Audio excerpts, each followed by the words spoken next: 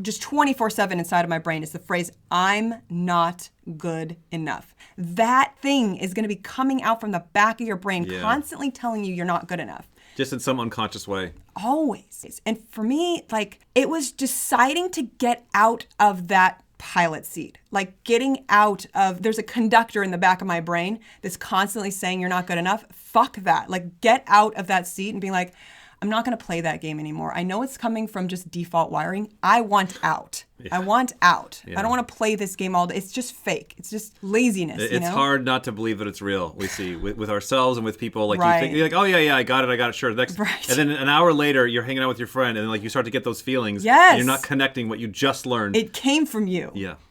All right, so we're going to look at some clips of Chelsea Handler. She's got DE as a savior. Here's what you're going to see in this next clip. She is not on board with her FI. Her FI does not want to do what she has to do. She's going to be eating the hot chicken wings. Yes, exactly. Doesn't want to do it, but needs the permission so she doesn't lose the validation, because she's going to be not good enough if she can't do it. Good internal decider conflict. Right. So the other guy in the room is going to need to give her permission. And you literally turn up the fire and you watch your brain start to conflict like this. Right. Everything I say is sort of semi-confrontational, and I don't even mean it. I don't know why people, like when people say, oh, you're such a bitch, or you're, intimidating, or I'm scared of you, I'm like, what are you talking about? And I'm like, listen to you talk. It's too bad. Whoa, that's hot. Mm-hmm. It's not pleasant hot either. It's like, it's offensive. I'll finish it though. Do I have to finish each way? You don't have to. Well, what are the rules here? I'd like some rules. I like neat parameters. Yeah, if you like rules, people seem to respect the people who go hard on the wings, you know? Is that right? Thank you. For the people, you know? Uh-huh, yeah, it's for the... Oh, it's burning. Yeah. What do you take for this? Almond milk. I don't know what to do. You okay, Chelsea? Yeah, I mean, I don't know if I can eat anymore. Yeah. What happens now if I just can't handle it and I can't talk? What do you want me to do? Take another bite? I mean, our communication is really dwindling. I feel like. Here, I'm still connected. Are you? I'm still connected. Mm-hmm. I'm connected to not continuing to eat these wings, but if you need me to, I will. I really respect that. If you need me to, I'll do it. We see this classically, like the FI has already made an unconscious decision. Yes. She doesn't want to eat the damn wings. Yes. Right? But then the TE is going, I have to do what the tribe wants me to do. Yes. So the TE is figuring out, the tribe wants me to eat the damn wings. The FI is like, oh my God, I don't want to eat these. I can't. So the unconscious FI is like, I don't want to eat it, but I can't stand on that decision because it's my demon FI. Right. So could you make that decision for me? Oh, by the way, you better make my deciders line up. Yes. If not, off with your head. Yes, because I have to get that validation. I can't do something that isn't good enough. What did the guy before me do? What did the guy after me do? Those are going to be the kinds of questions you're going to be asking yourself. I can't be the lower person on the totem pole here. Right. Oh, yeah. So somebody with intense. like strong introverted decider, I'm sure you'll see if you go back and watch those shows. Yeah. They'll be like, I'm going to tap out at wing number 3. Fuck you and fuck you and fuck you. I don't care. I'm significant. I'm above you all. I don't need your validation. I don't want to do it, and I'm not going to do it. Right. My way is the way, which is a very comforting thing. Now, obviously, you get into trouble there, but this is going to be a repetitive pattern that you'll see in the DEs. So we'll show another clip. She's actually going to talk about a pretty hard thing in her life. Her brother died early on, and what was traumatizing for her is that she couldn't now rely on the tribe. One thing that you'll see from the DEs is that, say they ask somebody a question and that person was wrong, and they get disappointed, that is so panicky that they can't just be able to rely on the tribe. If they're constantly pinging off the tribe and they don't get that validation back, intensely painful. So her brother leaves, that's going to be a really big deal. And so what you're saying is like, we'll see the extroverted deciders. So the DEs, savior, FE, or TE, no matter where it is. Yeah. It's like they're using other people or even favorite people for their internal, yes. Yeah, so you'll see people get very connected to their boyfriend or girlfriend or parents or brother or sister. Very much because so. it's like they are their other decider for them. Absolutely. Yeah. And then they will swing. In a daemon state, they will swing and they'll say, I'm fiercely independent. I do things my own way. I have to do things my own way. And it's in a demon state. It's in an angry state that I would ever have to rely on myself. And just a side thing real quick. The math says the observers are doing the same thing with observations. So the observers, the EPs and the IJs, they're attaching their other observer to like their cell phone app. Oh, yeah. Or some tool. Like, I can't make all the observations on my own because I'm not double observing. So this thing, or this process will do it for me. And then that's when they'll get all obsessed about this thing process. Yeah, you're outsourcing really your demon to someone else or something else. Outsource. Really good. All right, let's take a look. My brother died when I was 9 years old. He looked me in the eye and said, I will never leave you. He was going hiking in the Grand Tetons, and he said, I'll never leave you. I'm coming back. I'm like, please don't go away. I don't like it when you're gone. I was the youngest. He was the oldest. There were 6 of us, and we were a team. Like, we were a sports team. You know, he promised he would come back, and he didn't. And my life from that moment on was about not believing anybody ever again, because you couldn't rely on a person ever again. You'd never been in touch with the anger that your brother betrayed you for leaving you by dying. Right. Yeah. I thought that was rejection because I was 9. I took it as, oh, he found another little sister that he likes better, a better family. Not that he died in a terrible accident. You were super close to this brother? Yeah. Was it painful to write about? Was it difficult to write about it?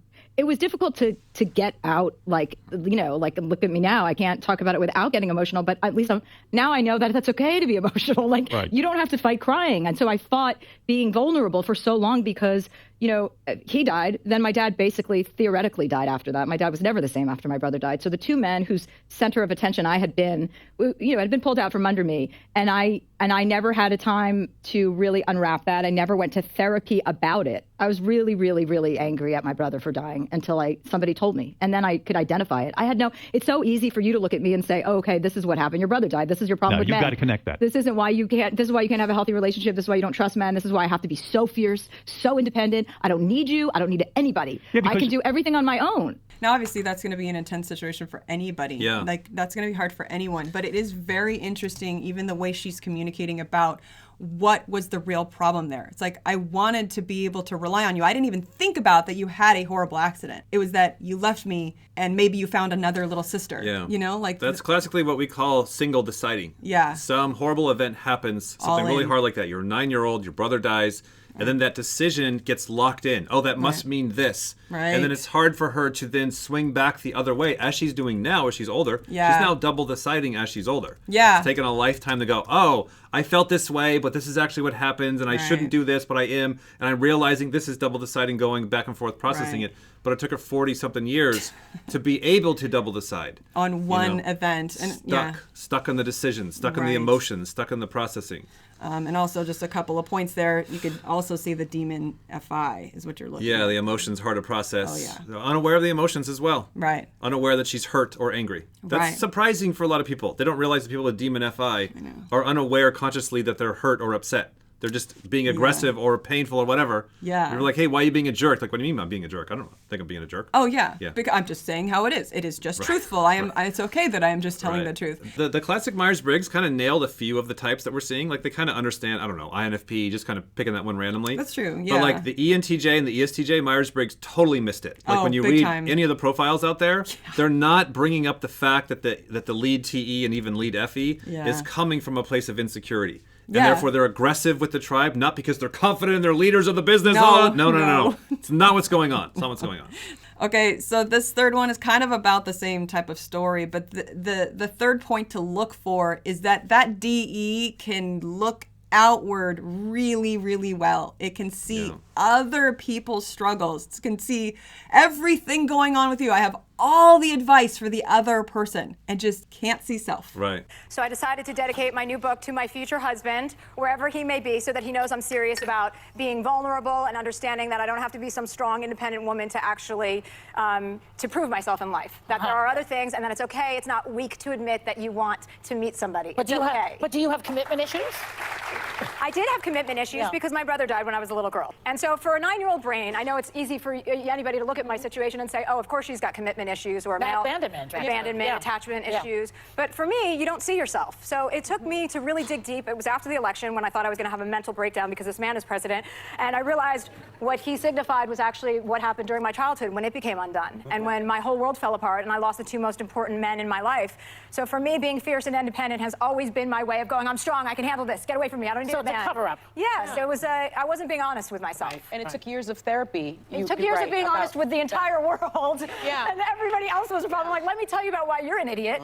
And then finally, in my 40s, and after the election, I took a deeper look at myself. Wow, this is so common in what we see.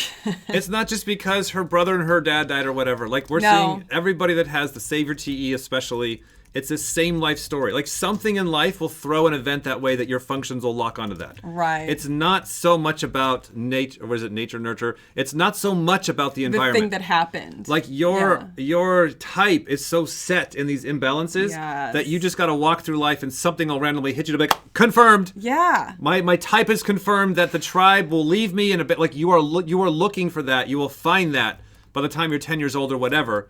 And think it's that thing. Oh, no. Because your brothers and sisters went through the same event, and they're not that way. They had it. Because their type went this way, and your type went that way on the same experience. Exactly.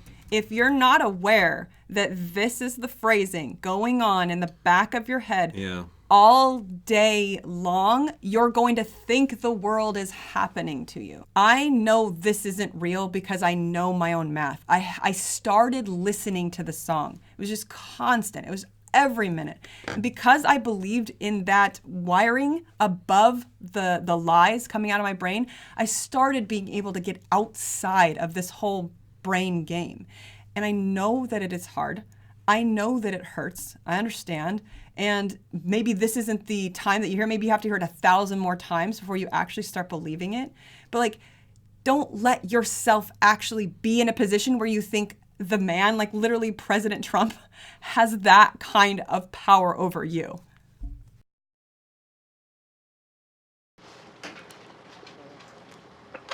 Hey guys, how you doing? Hi, good. Hey, Mark? Oh, yes, nice Chelsea. to see you. Nice to see you again. Yeah. These are one-word answers, by the way, so just, if you can just keep it short. If not, I'll interrupt you. Okay, so it's called Daddy's. Who's the daddy? In the movie? Both. Oh, you're both daddies? You guys are in a lot of movies together, right? Juntos, as they say in Spanish? 3. What's your least favorite thing about working with Will? Height. What's your least favorite thing about working with yourself? Body odor. Are you able to speak Swedish? Vittiput. Oh, how many words was that? No, it wasn't.